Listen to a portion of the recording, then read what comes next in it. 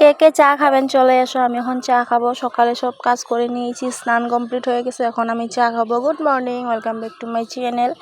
So guys, কেমন আছো? আশা করি ভালো আছো। একটা বিস্কিট নিয়ে নিলাম, এখন সকালে খাওয়া দাওয়া করবো, তারপরে রান্না বসিয়ে দিব। আর এখানে মেজ দিয়ে কাঁঠালের দানাগুলো থেতো করে নিচ্ছে। এইভাবেই জীবনটা থেতো হয়ে গেলো, রান্না বান্না করতে করতে, মশলা বাটতে বাটতে একদম শেষ। এই গরমে আর না ভালো লাগছে না। তোমাদের এখানে গরম কীরকম জানিও। হ্যাঁ, আমাদের এখানে তো প্রচুর গরম, আর ভালো লাগছে না।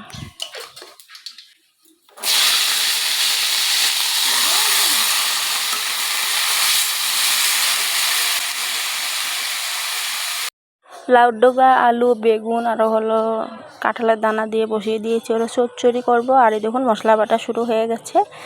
আর করব হলো মাছের ঝোল। ভাত কারকল আলু দিয়ে মাছের ঝোল করতে বলেছে, এনেছে হলো লোকাল রুই মাছ, এটা দিয়ে মাছের ঝোল করব। তার আগে ভাবলাম একটুখানি খেয়েই নিই, সকালের খাওয়া দাওয়াটা সেরে নিলাম, তারপরে চলে গেলাম হলো ছাদে। আমার রান্নাবান্না কমপ্লিট হয়ে গেছে। ছাদে নিয়ে চলে এসেছি কাপড় আনার জন্য।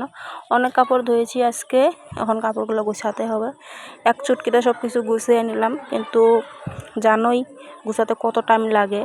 সব কিছু করে নিয়ে চলে এসেছি রান্নাঘরে। আজকে এগুলোই রান্না হয়েছে। ডাল করেছি, লাউ ডগা চচ্চড়ি করেছি, আর মাছ তরকারি করেছি। আমার পতিদেব এসে গেছে, পতিদেবকে খাওয়া দাওয়ার জন্য বেরিয়ে নিচ্ছি। ও স্নান করে আসছে, তারপরে আমরা একসাথে খাওয়া দাওয়া করে নেব। আর এখন মাছের তরকারিটা বেড়ে নিচ্ছি। গরম মশলা দিয়ে করেছি। গরম মশলা দিয়ে কারকলের তরকারিগুলো না বহুত স্বাদ লাগে, খুবই স্বাদ লাগে তরকারিটা খেতে।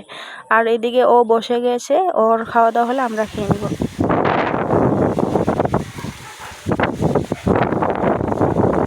রাত্রে খুবই বাতাস দিয়েছে। বর আর আমি রয়েছি হলো ছাদে। প্রত্যেক দিন আমাদের নিয়ম হয়ে গেছে রাত্রে ছাদে আসা। তো চলো আজ তাহলে আসি।